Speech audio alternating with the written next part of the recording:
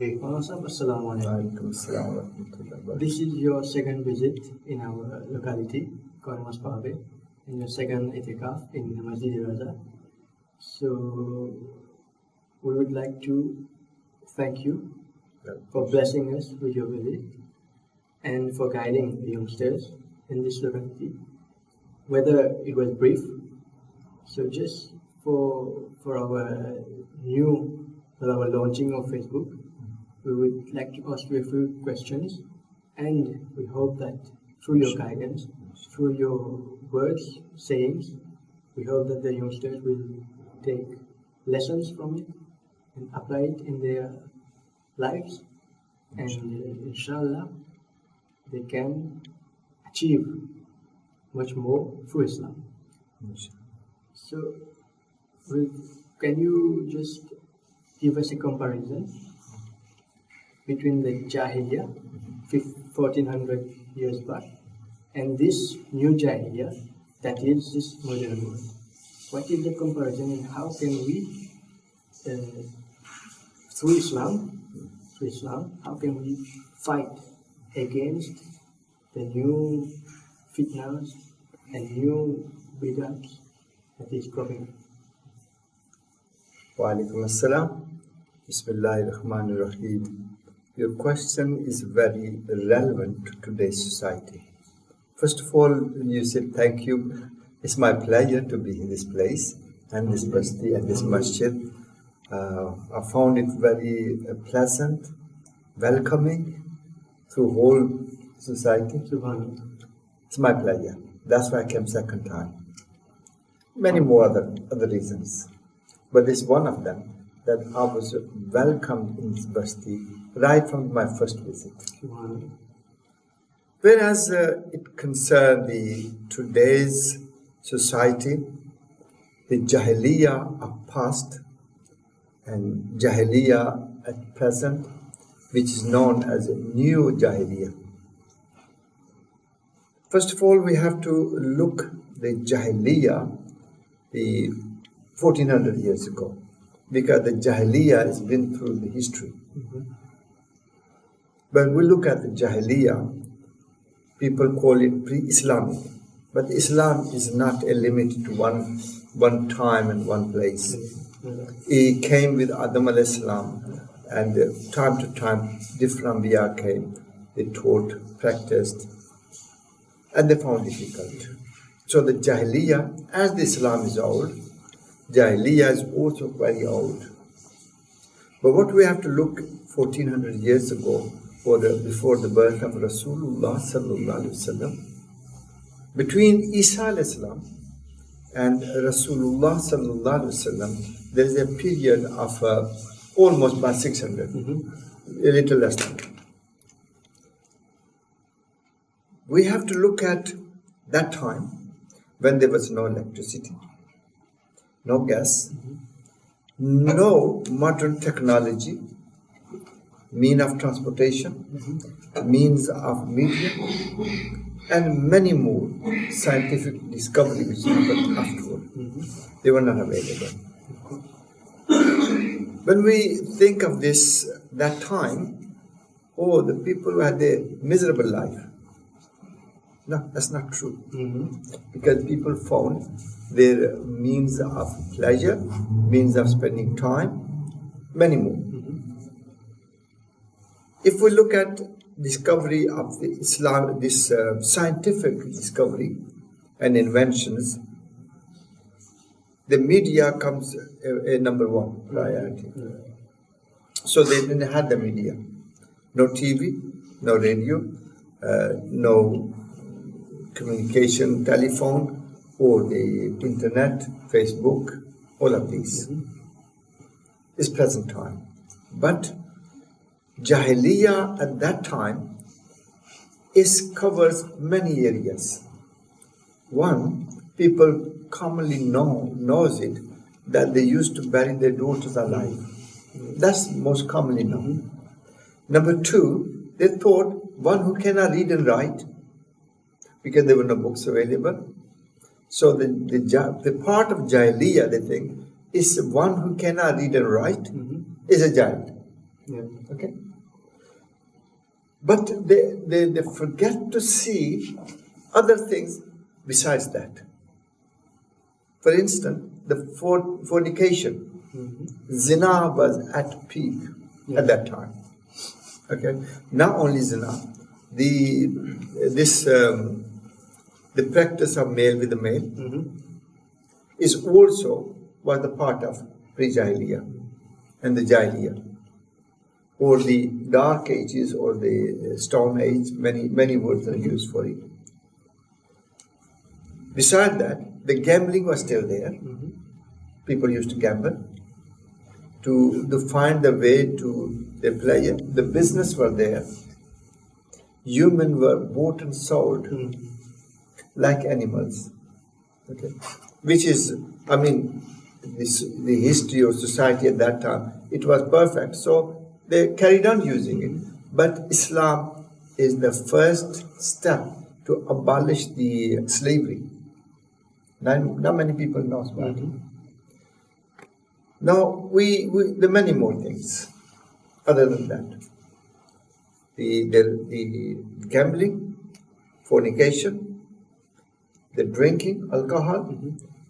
That time, a child is born when the mother is drunk and the father is drunk, and the child is, I would say, virtually drunk, alcoholic. So when he grows up, from childhood, he wants alcohol. I'll tell you a time when Medina Sharif, the alcohol was abolished totally. This young man, because he grew up not drinking alcohol. So he was sitting with the Sahaba and a young man, and he asked to drink nabis. I don't know, you know about nabis? They used to put date raisins in the water overnight. In the morning, the water is sweet, so they drink it. It's called nabi, and it was allowed. But some people used to leave this raisin or a date or a fruit in the water for the longer period. By then, it turns to a little alcohol. So this young man, he said, ask for the nabis. He said, okay, yeah, go on. After drinking, he had to spin his head and fell down. Rasulullah find out, and he said the nabis is maximum 3 days, or kept in 1 day. Okay, so it doesn't turn to the alcohol. So the child was born alcoholic because it was in his blood. He grows up, he drinks. So that time there were things still there, which is today. We practice, we live in that society, which is carrying on going. But they fail to see what does Islamic ideology is about Jaahiliya. You understand? As far as they think one who cannot read and write is a Jahil. Okay? What about today? A man goes to university, brings a degree, he's got a hat, he got a gown, all those were things which they practice. He's got the degree in science or anything, but is he got the knowledge? Where does the line we can draw? The man who is unaware of his creator, his nourisher, his book for his guidance, Qur'an, is not aware of it, is not aware of the Prophet ﷺ who taught him the right path, is not aware of it. To me, the man who doesn't know this is a Jahil. Instead of saying all these things is a Jaahiliya. Okay, they are part of Jaahiliya. But the main ingredient in Jaahiliya is the one who is unaware of it, about the Creator. He hasn't got a book to guide him. He doesn't believe on the Rasulullah, the reason of the creation. The reason of the creation, he doesn't know him. The one who is unaware of it to me is a jahil. He or she is jahil. When you look at in this comparison, there's how many Muslims in the world? Is 1 to 5 in the ratio. And out of the 1.2 billion Muslim, how many practicing? How many does know Islam the way it's supposed to be known? And the studies. So if we look at intellectually, is Jaahiliya still there? Of course it is. Of course, intellectually, it's not that read and write, it's that intellectually, it is not aware of it. His own beginning and his own end and where he's going. He's not aware of it. He or she, can they call themselves, I am educated? Number 2, we look at the biggest disease in the world is the fornication, zina. One form or the other, it exists in most part of the world. Some more, some less. If that was the Jaahiliya, this is the Jaahiliya. If that was the Jaahiliya, it is Jaahiliya there. That time, they never had a shame of committing zina. And today, they find it happiness. Yes, it's normal. It's a normal for their life. If this is not the Jaahiliya, then what is the Jaahiliya? Okay. Those who are rich those days, they used to gamble for the pleasure. Isn't gambling going on today? The peak, the horse race, the dog race, which they never thought of it in that time. You have lottery as well. The lottery on top of it. I mean, that's the present time. It increased more. Don't have to go to the casino to gamble. The gambling comes to your home. And now you are getting mobile. Just press the button. You are gambling. You sit on the internet. It's right in front of you. Don't have to go casino. Credit cards. They send the gambling to your home. Okay. So we have covered the deen side. Intellectually, we can see fornication around the world. The reason of the breakage in the families, one big reason is the fornication.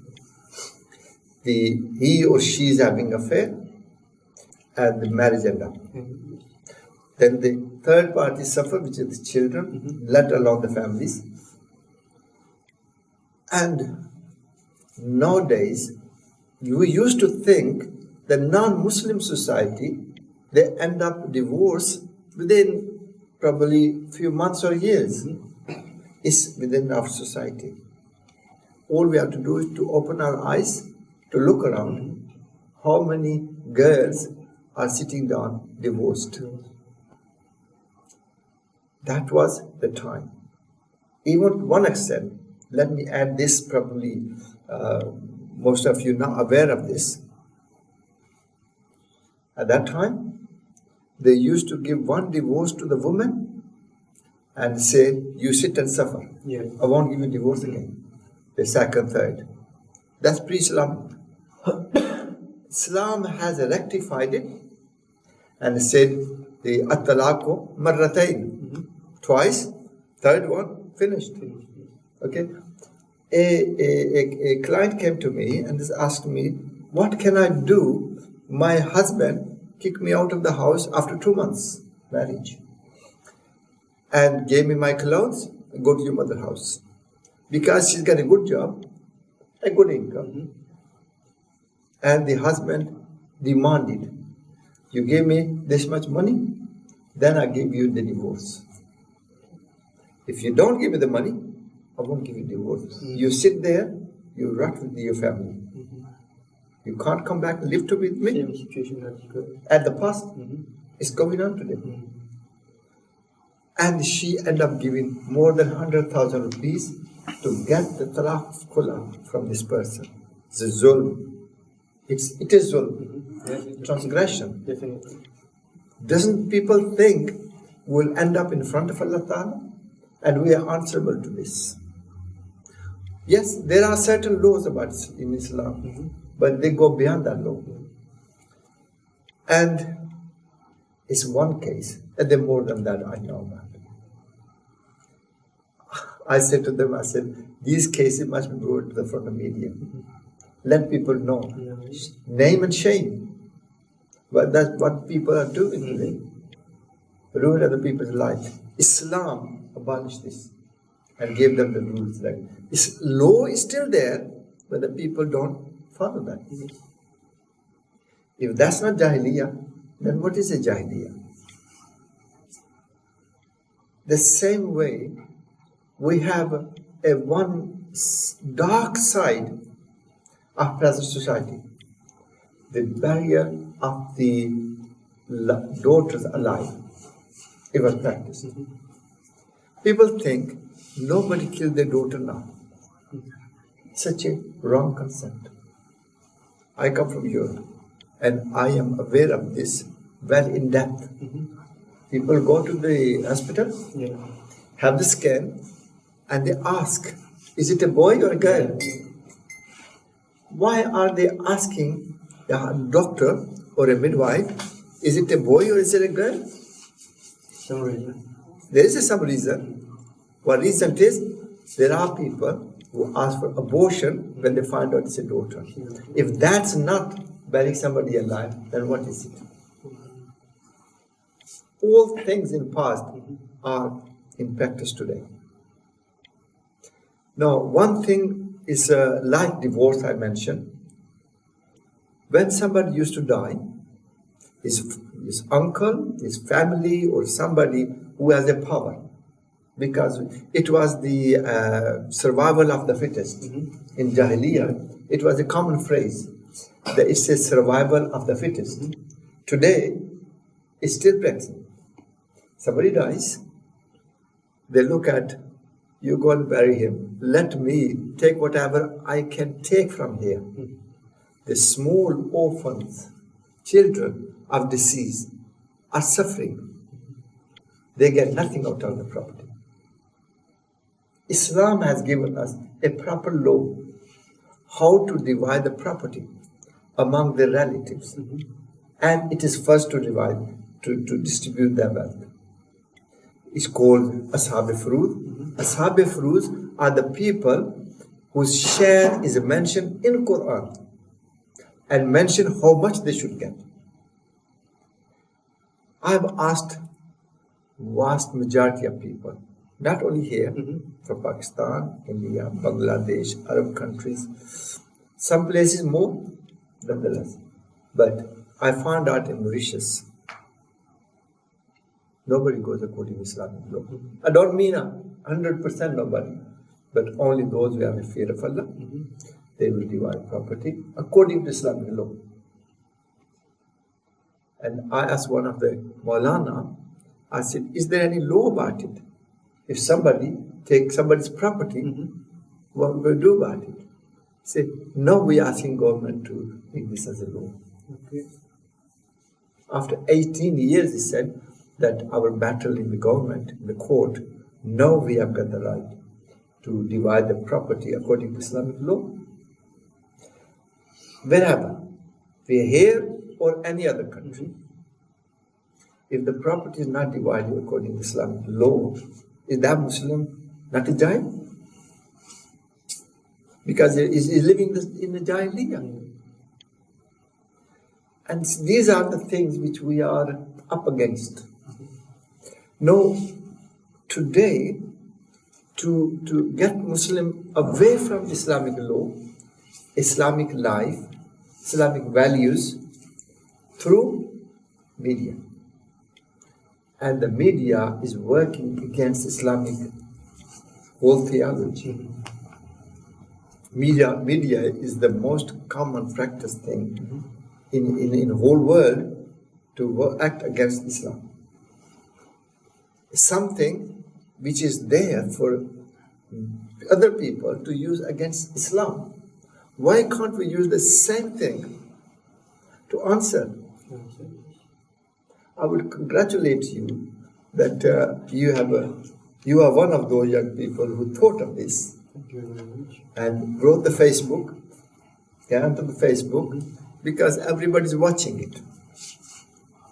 And this kind of thing will be there, at least within the Mauritius community, but it can be at large the whole world. Of course. Whoever wants to see, it can be there. And inshallah, you can speeches and interviews from ulama and scholars. Scholars don't have to be imam in the masjid, as long as he's got the knowledge. And he can analyze in light of Quran and Hadith. And you can use that one to launch your project and do dua. Allah subhanahu wa ta'ala give you a complete success in that. Amen. Amen.